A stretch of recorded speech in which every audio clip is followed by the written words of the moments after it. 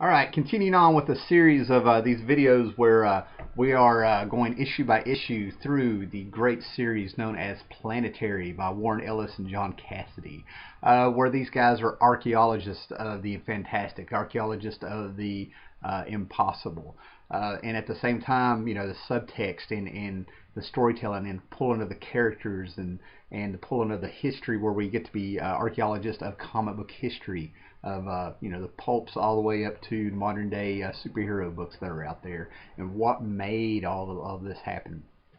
Where did all of this guy really come from? Where did the evolution start of this art form? You know.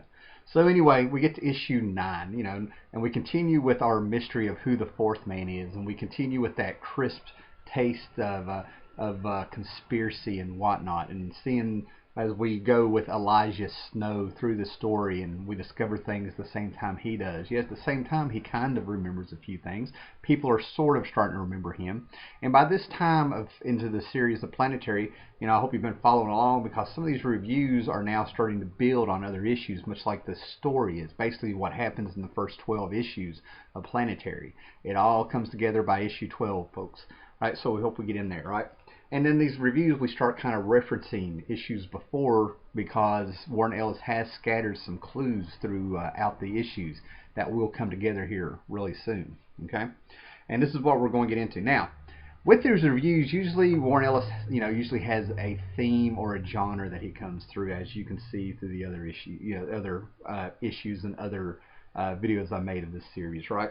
And this one, the theme apparently is what is reality, okay? Because the main point of this one is a fantastic story of basically, you know, you can read Planetary one of two ways: straightforward as a story, or you can get into the subtext. And this one can actually get deep. This is one of those things where you can really get a real philosophical if you really just let this thing kind of plant a seed and really think about it, okay? But basically what it is a group of scientists funded by an organization with ties to our antagonist, the Four, Darling, or Reed Richards of the group, if you will, is what it's revealed to be towards the end. It has created a fictional universe. Think comic books, television, movies, anything that is fiction. And they actually sent 3 astronauts in there, and when they come back, all scans are showing there's 4 people coming back. Okay, so they have taken this fictional universe and brought a person who lives and exists in that universe and have brought him to their real world. And this is where it kind of gets a little bit what I consider Grant Morrison-ish. And the fact that I feel like that Warren Ellis has started to do, he has some issues sprinkled out where it's kind of like he is now exploring creators who have made the comics what they are. Now he's getting into a little bit of Grant Morrison era. I could be wrong. I could be reading into it. But when it comes to fictional universes and playing with reality and just a touch of what is a comic book and things like that, that's kind of Grant Morrison's area, I feel like. Did Grant Morrison invent it? Absolutely not. You know, Agatha Christie wrote a story where she met Hercule Poirot. Kurt Vonnegut, Breakfast of Champions, I've got it here somewhere, probably downstairs, put himself in a book. Grant Morrison put himself in the comic. Stan Lee and Jack Kirby put themselves in Fantastic Four. Grant Morrison put himself actually in 2 comics in a way. He put himself in Animal Man, and then if you read The Invisibles, he's a character in that. You know, he figured why not, because he started referencing another person who made, Matt Wagner, I think is who it was, made Kevin Matchstick kind of look like him at the time. Things like that, you know, playing with the reality and the comic and the fantasy and stuff. And that's kind of why I feel like this is a Grant Morrison thing. And there's a few other little things sprinkled that I'll cover as we go through the story, right? Now, this is what I'm talking about with starting to have this planetary universe, okay? Warren Ellis has more or less established rules that he's going to reference back. Then when you read this as a whole, it makes it believable, some of the things that are going on, because he's had an issue here and an issue there where you thought it was just a throwaway little concept and stuff. And what he's really doing is that he is definitely making rules for his universe. Thus, that's what makes it, that's like the little thread that ties it all together, right? And right off the bat, the first page, we reference issue 4. And if you go back and read that one, a building blew up, more or less disintegrated, and they found an artifact. And when the artifact was touched, the artifact was under the building through the Hart Foundation, I believe. And when it is touched, it takes them to a spaceship. La la la. And if you see the spaceship, it's heavily influenced by, the what I consider the old serials of the 30s and 40s and stuff, right? And we got the same design. Now, right off the bat, this says Planet Fiction, with those retro letters and things like that. And that is an awesome little pick, man. The house has not collapsed. This actually with the moon behind it. I remember seeing a black and white silent movie where the moon had a face and some astronauts are stuck in the moon just like this ship is. And right off the bat, that's a very surreal, fictionist sort of image. And you come to find out that the ship pretty much weighs nothing, But what it kind of goes back to is, did the Hart Foundation get just enough of the artifact to get the design for the ship? They used this technology that was found in strange harbors. Kind of a little bit of a mystery, it might have been. And right off the bat, you get your evil corporation with its black helicopters and minions and things to go in to get the ship back, and they're reading that there's another person from the fictional universe in there, and they're thinking, this is great, man, we did it. And they start wondering why did this ship pop up way over there in this house? And it turns out one of the people who created the fictional universe, this is where he was actually born and grew up, and our evil person there, who's kind of running this you think he's the main bad guy, sort of says, well, I guess he figured out that this team was disposable, so he was he's going for a little immortality by writing where he grew up into the book. And that's the interesting thing about fiction, these themes are about what is reality. Grant Morrison pointed out in his Animal Man run, when he was talking to Buddy Baker / Animal Man, saying you'll always be in your early 30s, late 20s, blonde hair, blue-eyed, perfect while I age. And then, if you think about it, this is where the philosophical stuff comes in. A person who created a fictional universe is going for a little immortality himself, perhaps. We all know we're going to die one day. So anyway, we get our cast of villains here, and they're all talking about the success, and you think these are the guys that are doing it. And right off the bat, you figure out that this is a story taking place before Elijah Snow came on to Planetary. This is the story of the predecessor of Elijah Snow, a man named Ambrose Chase, who is a black man who is dressed in white, much like Elijah Snow does. Okay? And the drummer and Jaquita are there. Now, I think the timeline with the rules, what he set up, might be a little bit messed up. I think it's one of those things I didn't really pay attention to until I started doing these reviews, but I kind of get the impression that this story takes place just a few years before Elijah Snow was picked up to replace Ambrose. And the way they were talking with his memory, I'm trying not to spoil anything for future reviews and stuff, but I thought he was in the desert quite a few years before this. Let's put it that way. And this is only taking place. And you also learn why the drummer doesn't like going out in the field and doing things.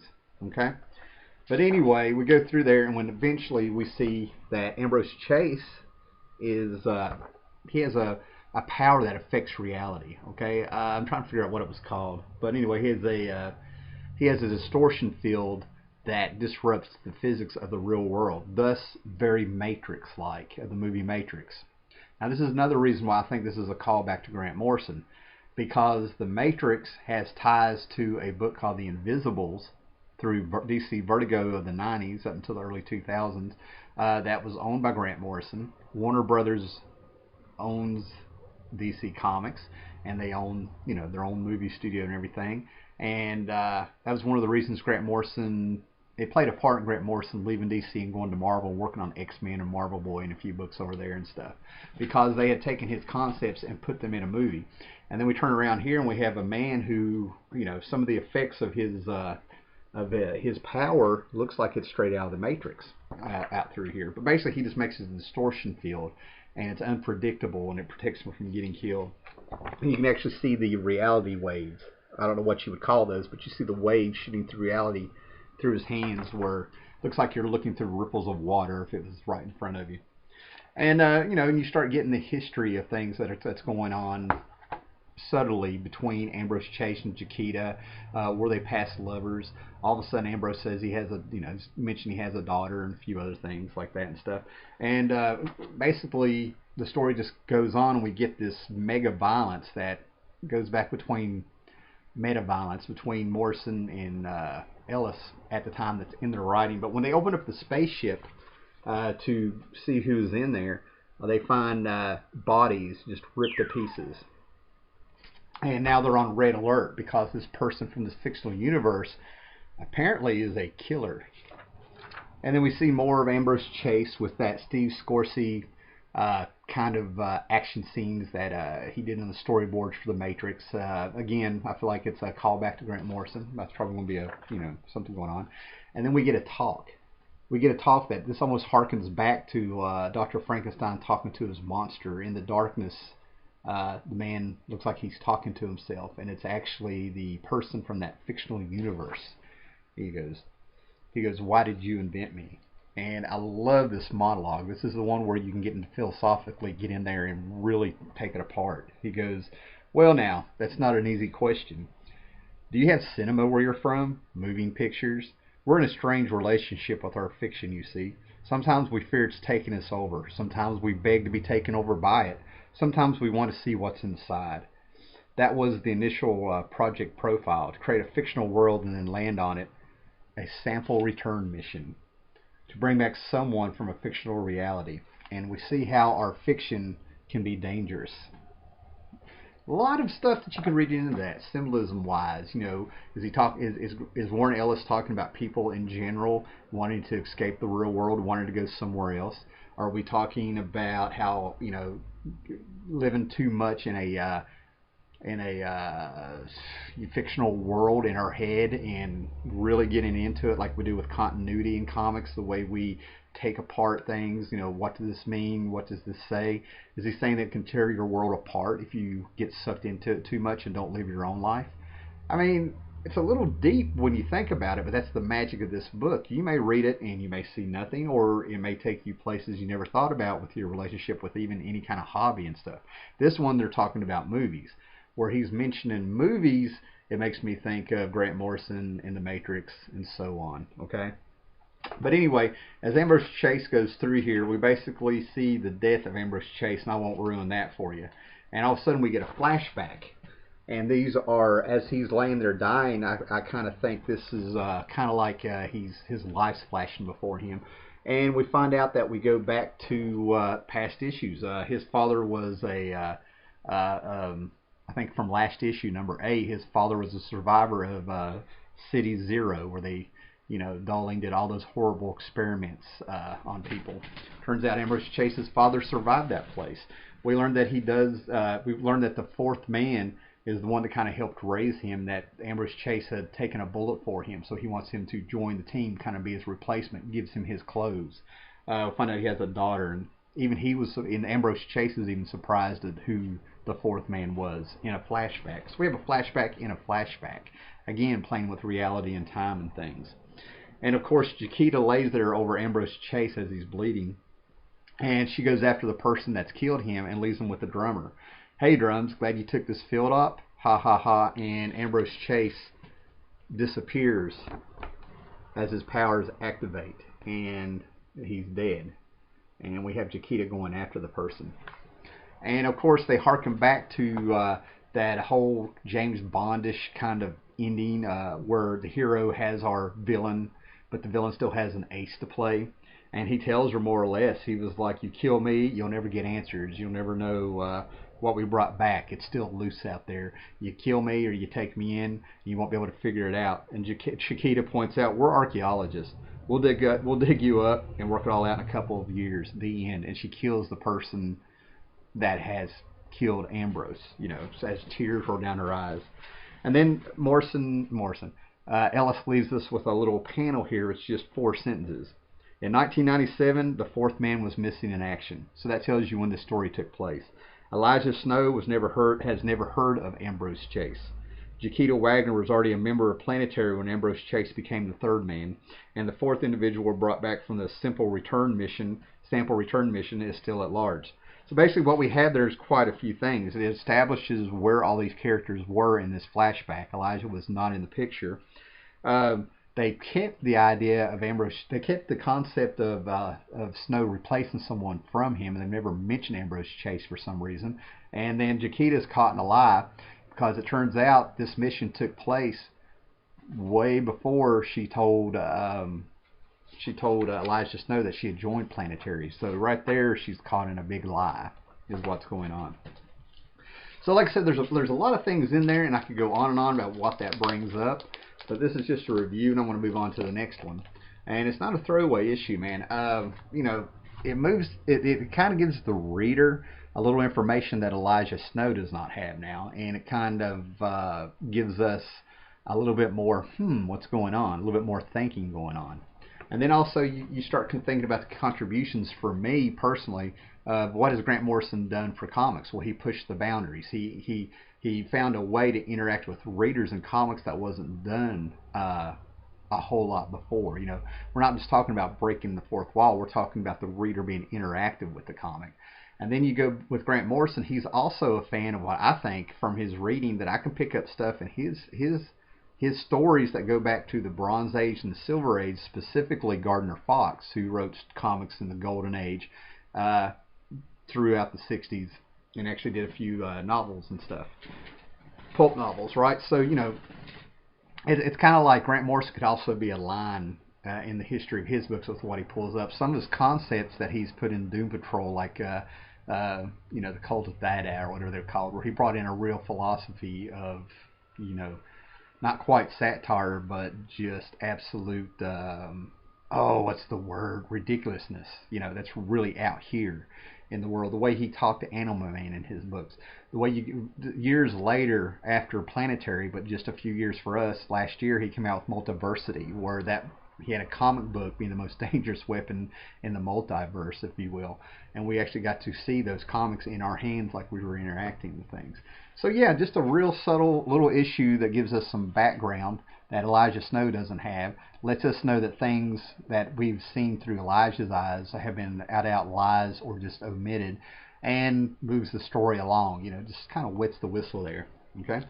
So our next issue is going to be a very popular book, one of the harder ones and more expensive ones to find when I was trying to get my Planetary collection up. Number 10. And number 10 is as much a love letter as this issue of Planetary that we did. Number 7 seems to have been a little I don't know what the word is, kind of making fun of DC in this one with the Vertigo line.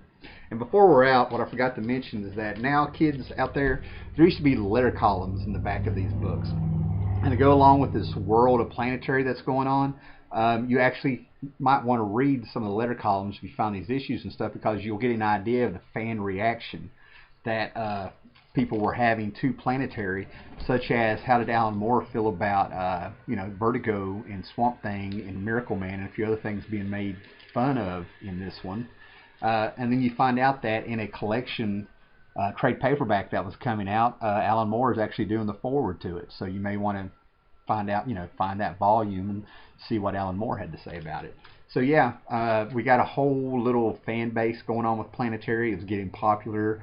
We got the rules. I mean, Planetary definitely was its own little world, and a little bit later on you'll see something I feel like they did just kind of make Morrison remind people where this Planetary group fits in the Wildstorm universe. Alright, thanks for hanging in there, and we shall be right back with another one.